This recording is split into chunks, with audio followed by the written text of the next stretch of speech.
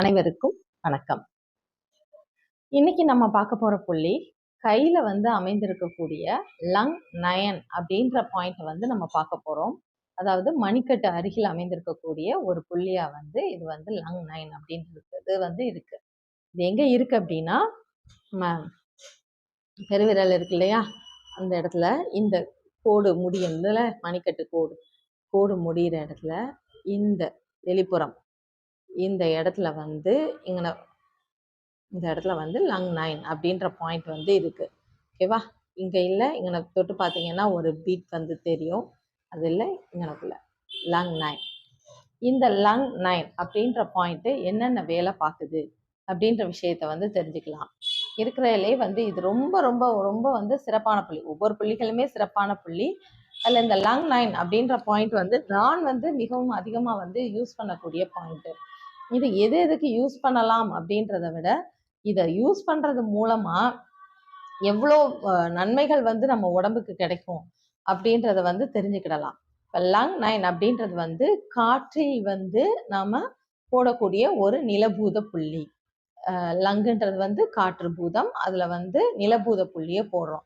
இது போடுறது மூலமா என்ன ஆகும் அப்படின்னா, ஒரு நெருப்பு கிரியேட் ஆகும். அதுலயும் எஸ்பெஷலி இந்த லங் 9 போடும்போது இருதயத்திற்கு தேவையான உஷ்ணம் நல்லபடியா கிடைக்கும். இருதயத்திற்கு தேவையான உஷ்ணம் கிடைக்கும் போது இது என்னென்ன வேலை செய்யும் அப்படின்னு பார்த்தோம்னா, இருதயத்தினுடைய பணியே என்னது, நமக்கு உடல் முழுவதும் பிளட்டை உள்ள கிரகிச்சு அதை லங்குக்கு கொடுத்து அதன் மூலமா ஆக்சிஜனை பெற்று நமக்கு திரும்பவும் உடல் பாகங்கள் முழுவதும் சப்ளை பண்றதுதான் லங்கோ இந்த ஹார்ட்டுக்கும் இருதயத்திற்குமான தொடர்பா இருக்கு. அப்ப இரத்த சுற்றோட்டம் அப்படின்ற ஒரு விஷயமே எதை சார்ந்து இருக்குன்னா, இந்த இருதயம் மற்றும் நுரையீரல் இதை சார்ந்த விஷயமா இருக்கு. இப்ப இந்த லங்ல 9 போடும்போது அது இருதயம் உஷ்ணம் அடையும். அப்படிங்கும் போது இது என்ன பண்ணுது அப்படின்னா, இது மெயினா ஒரு சிறப்பு புள்ளி கூட. எந்த சிறப்பு புள்ளினா, இரத்த குழாய்களுக்கான சிறப்பு புள்ளி அப்படின்னு சொல்லலாம். இரத்த குழாய்களுக்கு என்ன சிறப்பு புள்ளி அப்படின்னு பார்த்தோம்னா, நம்ம உடம்புல எல்லா விஷயங்களும், அதாவது இரத்த ஓட்டம் அப்படின்றது ஒரு இரத்த குழாய் பிளட் வெசல்ஸ் மூலமா நடக்குது. அப்போ அந்த பிளட் வெசல்ஸ் ஒரு டேமேஜ் ஆகும்போது நமக்கு அந்த பிளட் சர்க்குலேஷன் அப்படின்ற விஷயம் நார்மலா கிடைக்குமான்னு கேட்டீங்கன்னா கண்டிப்பா கிடைக்காது. இதை எப்படி எடுத்துக்கிடலாம் அப்படின்னா, நமக்கு புரியுற மாதிரி, இப்ப பிளட் வெசல்ஸ் அப்படின்றத ஒரு டியூப் அப்படின்னு எடுத்துக்கோங்க. நம்ம இது சின்ன டியூப் அப்படின்றத நீங்க இமேஜினரியா நம்ம வீட்டுல எல்லாம் பைப்ல குழாய்க்கு தண்ணி பிடிக்கிறதுக்கு மாட்டுவோம் இல்லையா, அந்த ஹோஸ், அந்த மாதிரி ஒரு டியூபா அதை இமேஜின் பண்ணிக்கோங்க. ஆனா இது அளவுல ரொம்ப ரொம்ப மிக மிக சிறியது. அந்த டியூப்ல எப்ப தண்ணி நார்மல் ஸ்பீட்ல போகும் அப்படின்னு யோசிச்சு பாத்தீங்கன்னா, இது எல்லார் வீட்லயுமே நம்ம பிராக்டிஸ் ஆன ஒரு விஷயம். ஸோ அது நமக்கு நல்லா தெரியும்.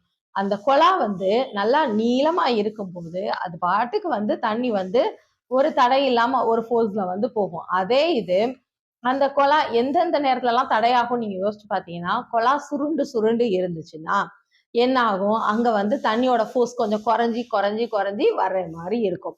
ஓகே, நெக்ஸ்ட் இந்த குழா ஒரு இடத்துல ஒட்டிக்கிட்டு, அதாவது சப்பழிஞ்சு போய் இருந்துச்சு அப்படின்னா, அங்க இருந்து என்ன ஆகுதுன்னா, அதுக்குள்ள ஏர் போகாது. ஸோ அந்த தண்ணி போகாது. அதை நம்ம மொத குழாயில தண்ணி மாட்டும் போது தெரியும். அது ஏர் மட்டும் வாங்கிருச்சு அப்படின்னா உள்ள இருந்து தண்ணி வராது. அந்த இடமே அந்த குழாய் என்ன ஆயிடும்னா அப்படி சுருங்கிடும்.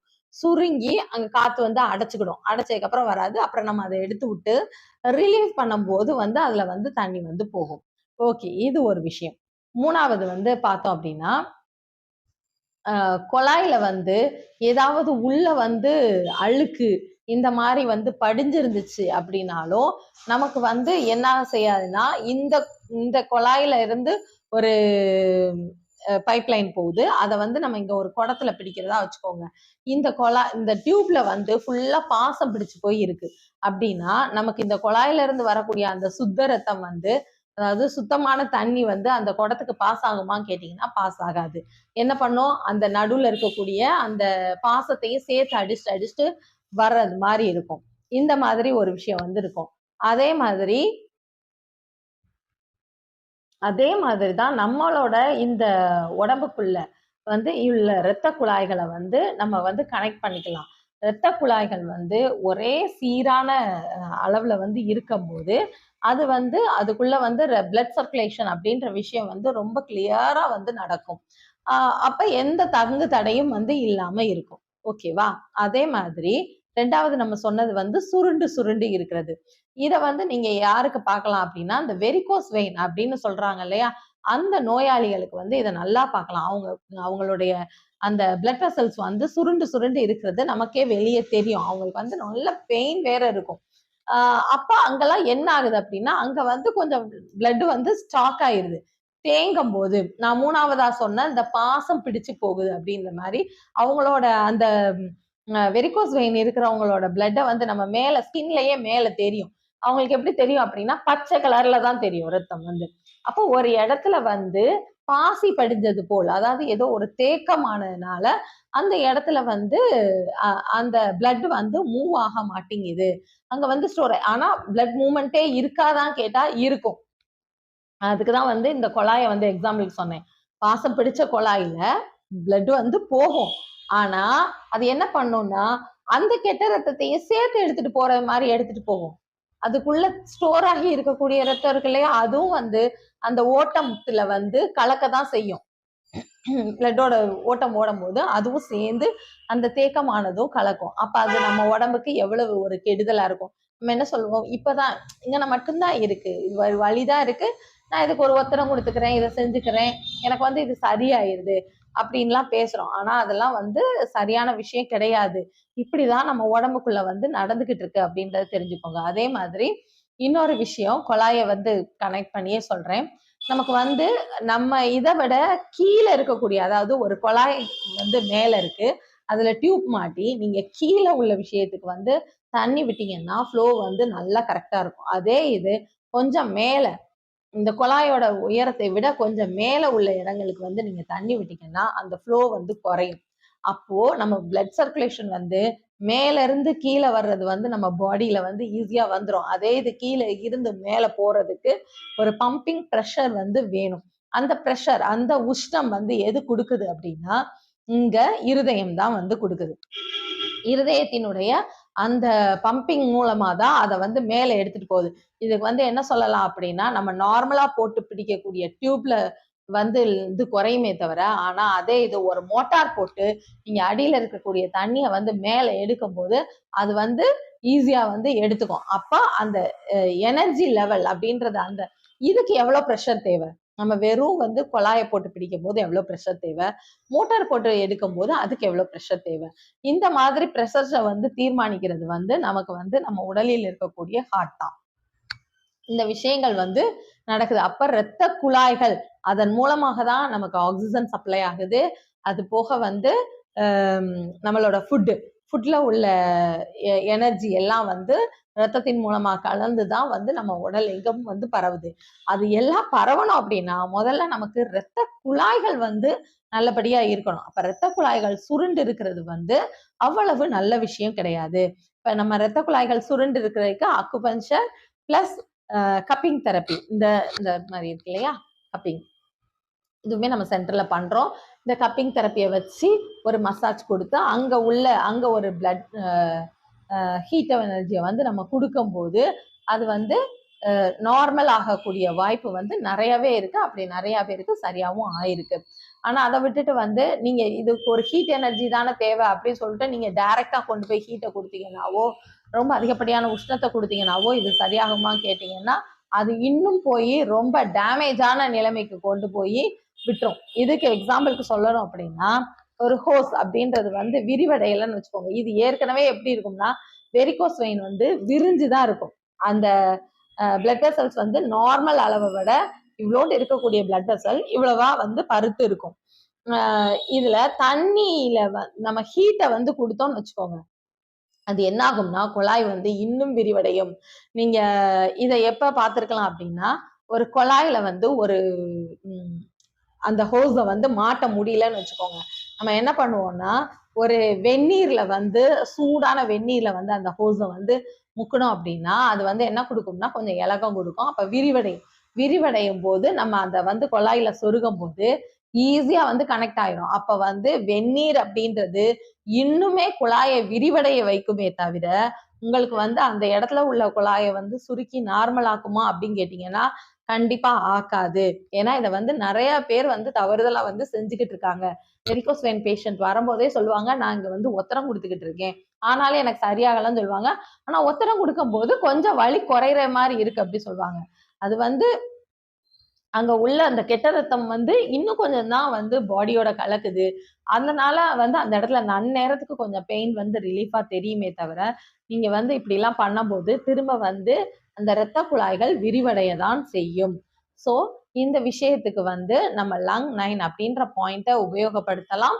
பிளஸ் வேற என்ன காரணத்தினால அந்த இரத்த குழாய்கள் விரிவடைஞ்சிருக்கு அப்படின்ற விஷயத்தையும் பார்த்து சரிப்படுத்தும் போது தென் நான் சொன்ன மாதிரி இந்த கப்பிங் தெரப்பி அப்படின்றதையும் கொடுக்கும்போது நமக்கு வந்து ஒரு நல்ல ஒரு ரிசல்ட்டை வந்து பார்க்க முடியும்.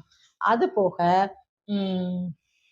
ரெண்டாவது வந்து இது அமைந்திருக்கக்கூடிய இடம் அப்படிங்கும்போது மணிக்கட்டு அப்படின்ற இடத்துல இருக்கு. நிறைய பேருக்கு இந்த மணிக்கட்டை வந்து அசைக்கும் போது வலி இருக்கும், பெயின் இருக்கும். அதை வந்து எதையும் வந்து அப்படி பிடிச்சு தூக்க முடியாது. நான் இதெல்லாம் சொன்னதை நான் சொன்ன விஷயத்தோட வந்து கனெக்ட் பண்ணி பாருங்க. விஷயத்தை தூக்கணும் அப்படின்னா நல்ல ஒரு உஷ்ணம் வேணும். அப்ப இந்த லங் 9 அப்படின்ற பாயிண்ட போடும்போது அங்க ஒரு உஷ்ணம் கிரியேட் ஆகும்போது நமக்கு வந்து இந்த மணிக்கட்டுல வந்து உள்ள பிரச்சனைகள் அப்படின்ற விஷயமுமே வந்து நல்லபடியா வந்து கியூர் ஆகும். இந்த மணிக்கட்டு கோளாறுகள் அசைய முடியல, உங்களுக்கு திருப்ப முடியல, தூக்க முடியல, என்ன பிரச்சனையா இருந்தாலும் இந்த லங் 9 பாயிண்ட் வந்து அற்புதமா வேலை பார்க்கும். அதோட இதுக்கு வந்து இன்னொரு ஒரு சிறப்பும் இருக்கு. இதை வந்து என்ன சொல்வோம் அப்படின்னா இனவிருத்தி சக்தி ஓட்டப்பாதைக்கான சார்பு புள்ளி அப்படின்னு வந்து சொல்லுவோம். இனவிருத்தி சக்தி ஓட்டப்பாதை அப்படின்றது வந்து நம்ம உடல்ல வந்து முன்புறம் நேர்கோட்டில் அமைந்திருக்கக்கூடிய புள்ளி. இதுக்கு வந்து சம்டைம்ஸ் வந்து இந்த இந்த சேனல்ல உள்ள புள்ளியை வந்து ஆக்டிவேட் பண்றதுக்கு நாம வந்து எதை யூஸ் பண்ணலாம் அப்படின்னா இந்த லங் 9 அப்படின்ற பாயிண்ட்டை வந்து யூஸ் பண்ணலாம். இனவிருத்தி அப்படின்னாவே நமக்கு அந்த வார்த்தையிலேயே தெரியும். ஒரு கரு உருவாகிறதுக்கு என்ன வேலை தேவையோ அதற்கு வந்து இந்த புள்ளி வந்து உதவிகரமா இருக்கும். அது எப்படி உதவுது அப்படின்னு கேட்டோம்னா இந்த லங் அப்படின்ற விஷயத்த, இந்த காற்று அப்படின்ற விஷயத்த வந்து நம்ம எப்படின்னா வெறும் காற்றா மட்டும் பார்க்காம அதை ஒரு மெட்டலா வந்து பார்ப்போம். அதாவது ஒரு உலோகமா வந்து நம்ம பார்க்கிறோம். அந்த உலோகமா பார்க்கும்போது அதை வந்து எதுக்கு கொண்டு போறோம்னா மண் அப்படின்ற ஒரு விஷயத்துக்கு தான் கொண்டு போவோம். அப்ப ஒரு உலோகம் வந்து பற்றாக்குறையா அந்த மண்ணுல இருக்கு. அதாவது உரம் அப்படின்ற நம்ம போடுறோம் இல்லையா, மண்ணுல வந்து வளம் கம்மியா இருக்கு அப்படின்னா அதுக்கு வந்து நாம வந்து இந்த பாயிண்ட வந்து போடும்போது அந்த இடத்துல என்ன ஆகும்னா மண் வந்து வளமாகும்.